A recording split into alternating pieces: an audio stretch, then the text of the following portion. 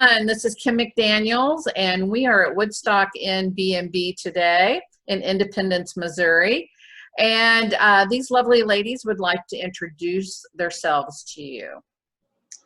Hello, I'm Kim Morgan. I'm the owner at Woodstock Inn. Hi, I'm Debbie. I'm the manager here at Woodstock Inn. Welcome to Fall at Woodstock. It looks beautiful there. We have decorated for the holidays and with all kinds of little fall trinkets and things in all of the different rooms. But really, it's hard to beat the trees themselves outside. And so at the end of this interview, we will do a little tour of the trees at the end. Oh, that's awesome. Yeah, the trees are absolutely gorgeous around there right now. So we would appreciate a view. Can you tell us briefly a little history about Woodstock Inn? Go ahead. The history began in the 1900s, and the Shorts, Martin Short and his wife resided here, and their daughter and son-in-law lived in this house, and they had McKim Studios, and she also did designing of quilts. She was renowned, known all over the world, New York and Better Homes and Gardens, and she had all kinds of designs with quilts and portrayed those in shops and sales and got all kinds of awards for them. And she, once she wrote the 101 Patchwork Quilt book, the proceeds of that, they took on a boat over to Europe before World War II in the 1930s, actually 1931, when the World Expo was in Paris. And they let their daughter choose among the gifts there, and she chose international dolls there at the expo. And they came home with 12 to 20 to 50 dolls from different places, which actually was the catalyst for their next business, which was a doll manufacturing called Kimport Dolls. It's interesting that they had all these international dolls, and now each of the rooms have European themes because I lived in Europe for 17 years. So the international theme has continued. I was going to ask, tell us a little bit about your background, Kim, and how the international theme plays into it. Sure, of course. I was a teacher of Spanish and French on military bases overseas for 17 years, England, Germany, and Italy. And so all the different antiques and little things that I picked up overseas, rugs and the kind of home decor that you would see, and things that you can only get in great places overseas, I brought back. And each of the rooms has a representation of all the different countries that I have lived in and traveled to. I've actually organized and led more than 35 trips in different large cities in Europe and small towns like Paris and Normandy and Krakow, Poland, and Tuscany, a lot of places. And so we enjoy curating those things for our guests. Oh, that makes sense. That's how we understand why the rooms are themed the way they are. As far as your background in travel, you've coordinated evidently several trips and things like that. Aren't you also an author? Yes, I am. I've written 2 books, and I'm working on the 3rd book. And guests that come are able to purchase the books, and I personalize the books for them. And so that I enjoy talking to people about my novels. I write historical fiction so far, with intentions of doing all kinds of other things. So. Wow, what a great adventure then when you come to Woodstock Inn. My gosh.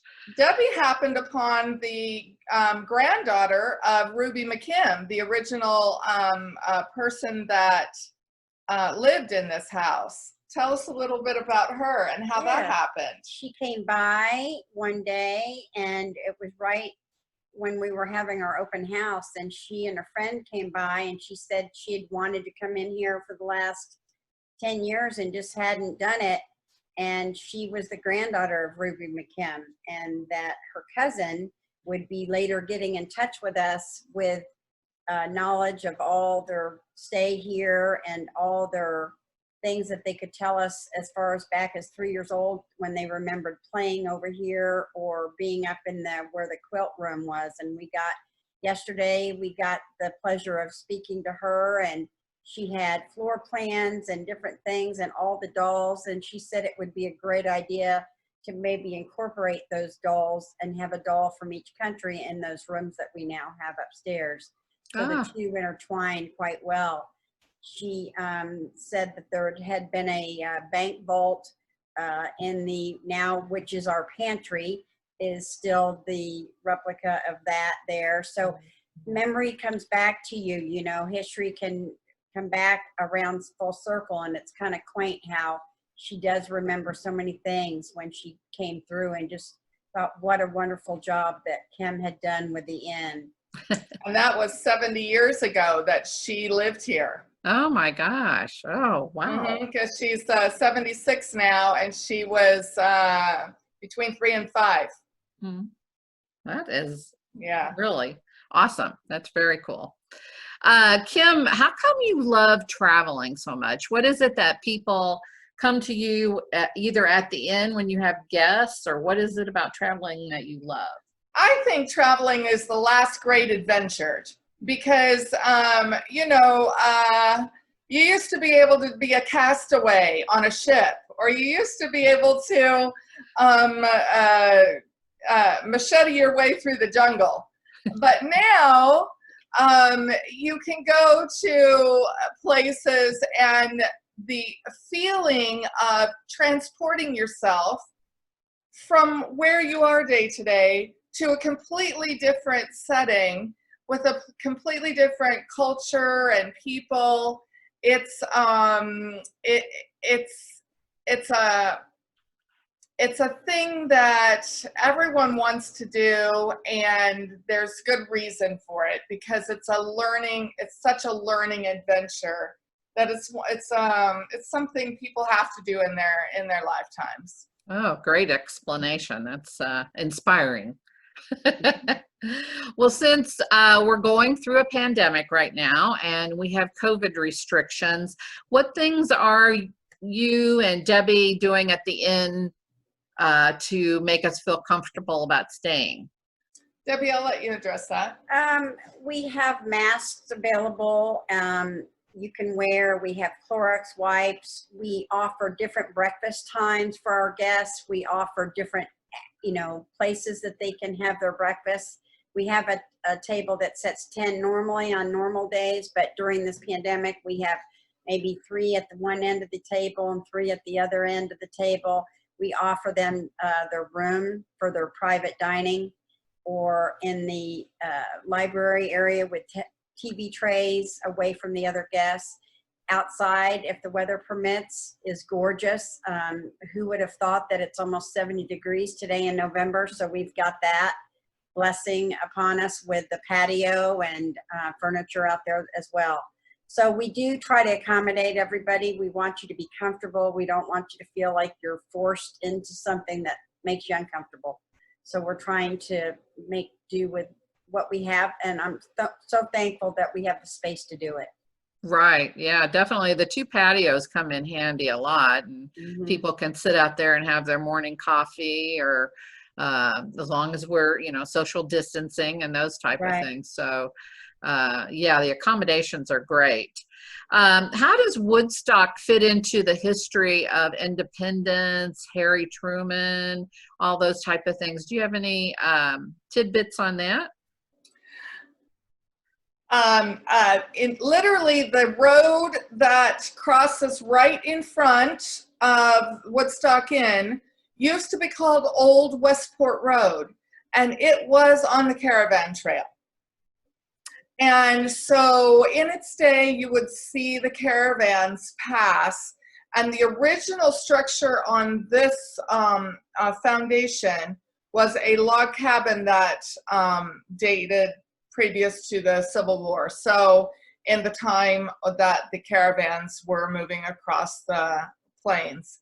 So this place has seen activity from the caravan trails to Civil War battles that happened around this area. And there's actually a historical marker about 100 yards from us in both directions. And then, of course, the late 1800s, which with the buildup of the area, and then the Truman time period in the early 1900s. Do you have something to say about the Truman period? Well, just that Truman was such a big part of independence. He just, although he was president, he wasn't afraid to get out and talk with the residents of Independence. Him and Bess would just, you know, they wanted everybody to feel comfortable. Their home is just a few blocks down the road on Delaware. They were out in the yard. They would walk to everywhere, get his hair cut, to the bookstore, whatever, and they would stop and chat with people. So there's so many people that have stories of him. And so it's wonderful. Not only do we have Woodstock as a great place, but when our guests come, we can just proudly tell them you're within walking distance of the beautiful historical churches and all their monuments to read about, and Harry Truman, and just the square in itself has so much history.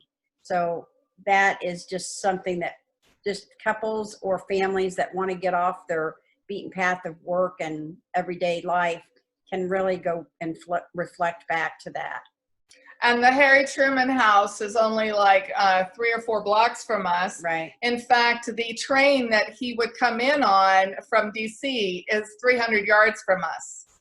Oh my gosh. We've had several people take the train, let's say lawyers from St. Louis coming over to Jackson County because the courthouse is here, and just take the train and walk up and stay the night with us and do their lawyering the next day at the courthouse. Wow. That makes it awfully convenient. During COVID and the pandemic, back to that again, what type of things are open for us to see when we stay at Woodstock Inn, as far as restaurants or museums or anything like that? Good question. I find that the courthouse exchange is opened on the patio for you to come in. Ophelia's is opened. I found out that if you make a reservation during the week, Ophelia's has a chef that you're able to sit down inside and have dinner with. It's very reasonable. I think it's like $28 for each meal, $34 if you add wine to your list of entrees. That is very good. A lot of the stores are open during the week. Wild About Harry and all of that. Gilbert and Whitney Kitchen Store. Yeah. And the Three Trails and the Top Hat Winery are giving free, if they stay as guests at our establishment, they give them free wine tasting cards out. So that's kind of nice. And then we have Inglewood. So we're right in the middle of both. You know, Inglewood has been really good to us with Vivalore being a very good restaurant that we send people to. So both are within walking distance, and that's like part of our package that we kind of. And there's several historical homes very close. Absolutely. Yes, there are. The Bingham Wagner Estate and the Vale Mansion, which aren't open right now. But having said that, you know, because this is this historical area, you can go buy lots of different mansions that are from date to those eras. Oh, okay. I was going to say also about Vivalore down in the Inglewood, That's about a half mile from us, as well as the square that Debbie was telling you about is a half a mile from us. Vivalour changes out its decor for the different seasons. Nice, And beautiful. he's a fabulous, fabulous gardener. And so he has all the mums and the pumpkins and things for fall.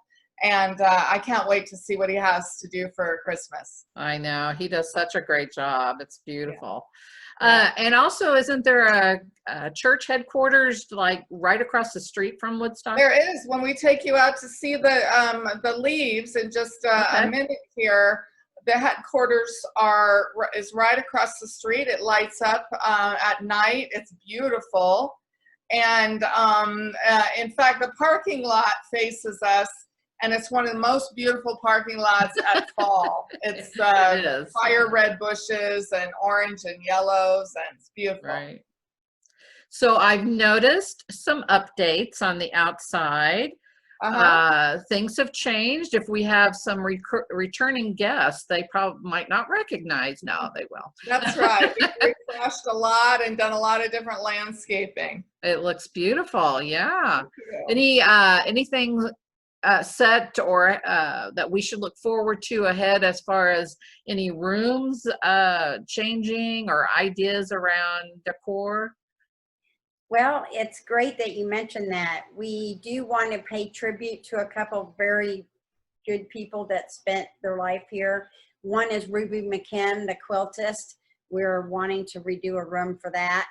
We also want to pay tribute to Harry S. Truman and Bess and have a Truman room. Back when Ken purchased the bed and breakfast, there was one, and we kind of went to the European theme on all the rooms for a little bit, but thinking that it's very important that we bring that back.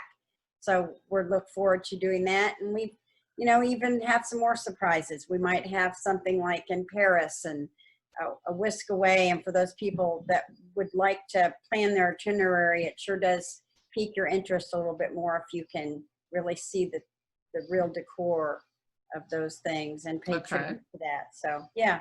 Okay, before we do the final thing, which is the tour, tell me, do you have any events coming up or anything going on at the end that we need to be aware of? So during the winter time, I have offered language weeks where you can learn Spanish or French. Also, there are weekends that we call the Woodstock Not So Virtual Tours to Italy, France, the British Isles. And during those weekends, people can take a virtual tour with me with pictures and video, and then also enjoy appetizers and themed breakfasts. And I have also offered some writing weeks because I'm an author and have some experience with writing. So I am inviting people to do a writing week with me. Oh, those are exciting. Oh, yeah. How great.